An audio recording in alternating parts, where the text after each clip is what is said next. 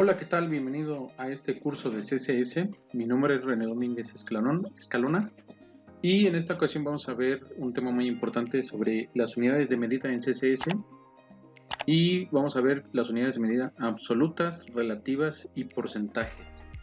Y bueno, ¿qué tiene esto de influir en nuestros diseños? Bueno, fácil, a veces es necesario utilizar medidas absolutas, a veces medidas relativas y a veces porcentajes, según sea el caso.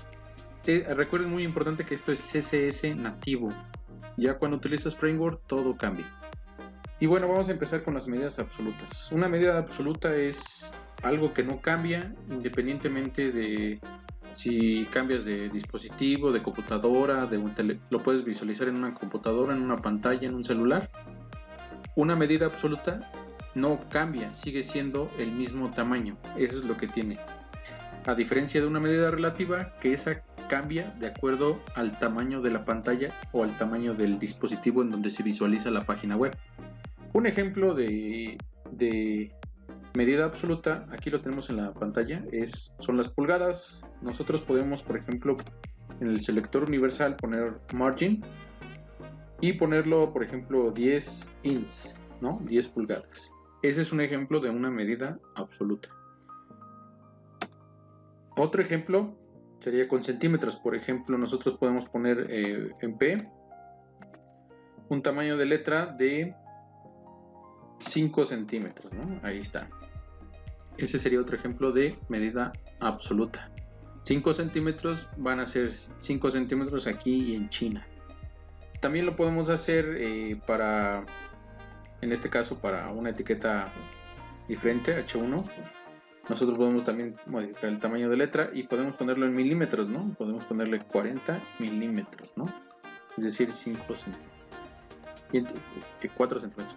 Y también podemos utilizar las medidas de puntos y picas, ¿no? Y aquí, por ejemplo, un punto equivale a 0.35 milímetros, que es igual a 1 pulgada sobre 72. Y una pica es igual a 4.23 milímetros.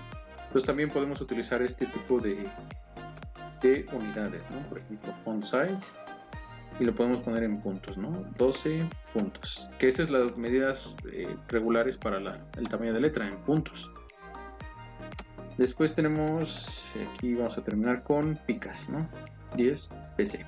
Entonces, todas estas son medidas absolutas. Pero bueno, ¿qué es lo que nos interesa cuando haces un diseño responsivo de un sitio web o una página web? Es que sean medidas relativas, es decir, que se puedan adaptar a cualquier pantalla, ¿no? Un tamaño de pantalla, por ejemplo, el tamaño de pantalla de una computadora, de una Smart TV, o de un celular, o de una tablet, ¿no? Entonces, para esto utilizas las medidas, por ejemplo, vamos a regresar a P, y utilizas, por ejemplo, la unidad de medida EM, ¿no? Que regularmente, por ejemplo, EM va en función de lo que es declarado. Por ejemplo, si yo aquí en el selector universal yo coloqué que dice 12 puntos, va a ser el tamaño de letra, y en P, o en una clase que diga texto, yo aquí puedo poner un width, y un width, por ejemplo, que sea de 10 EM, ¿no? ¿Y qué es un EM? Dice, es una relativa a la anchura de la letra M. Es decir, si yo coloqué aquí que la letra de todo nuestro sitio web, porque es el selector universal, va a ser de 12 puntos, un EM equivale al tamaño de la anchura de la letra M de 12 puntos. Entonces, si le digo 10 EM, serían 10 por 12 serían 120, vamos a suponer. 120 puntos es un ejemplo, pero es decir, el tamaño de esta letra o el tamaño de esta caja o de este widget va a depender del tamaño de letra general de nuestro sitio web. Después tenemos, por ejemplo, también aquí podemos utilizar el EX, que es muy similar al EM. Es decir, a diferencia de que es un tamaño relativo a la letra M, el EM, el EX es un tamaño relativo de la letra X. que también depende del tamaño general que tenga nuestra letra en nuestro sitio web. Entonces son tamaños relativos. Y la última que tenemos es, por ejemplo, aquí puedo poner texto 2 y le voy a poner un tamaño de letra. Es los píxeles, ¿no? Que también son más comunes usarlos. Por ejemplo, yo puedo poner 30 píxeles, ¿no?